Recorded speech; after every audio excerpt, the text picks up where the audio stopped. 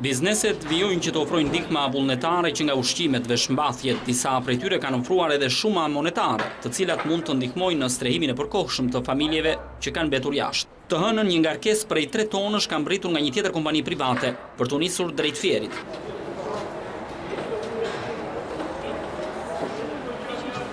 Në magazinat e disa firmave që janë vënë në dispozicion të grumbullimit të ndihmave për personat e prekura nga përmbytjet në jug, kanë ardhur 10 ranë të rinj, të cilët japin kontributin e tyre për të paketuar dhe shpërndar ushqimet. Ajo çfarë ka nevojë tani është të ndihmojmë me njerëz në mënyrë që të organizohemi që këto ndihma të paketohen, të jenë në gjendje për të shpërndarë dhe të shpërndaren në të gjitha zonat ku ka nevojë të shpërndaren. Nuk është thjesht paketimi, nesër pasi se pakot do mbarojnë.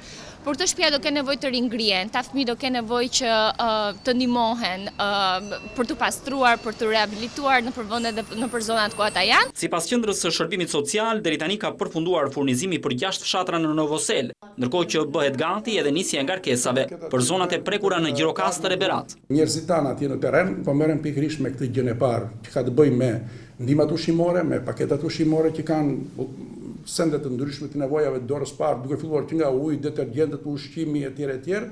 Dhe njëkohësisht edhe kjo për ndihmat për ushqimore për balltinë, sepse është dhe ky një problem jashtëzakonisht i madh. Dinamika e këtij procesi është në vazhdimsi, është e orientuar, është e kontrolluar dhe po shkon, si thua, me atë synimin që ndihmat të shkojnë sa më shpejt jetë e mundur në mbështetje të familjeve të përmbytura. Përveç bizneseve ka patur edhe shumë nisma qytetare që kanë ardhur të ofrojnë ndihma simbolike për familjet në nevojë. Shpërndarja e ndihmave do të vazhdojë derisa të jenë plotësuar të gjitha nevojat jetike.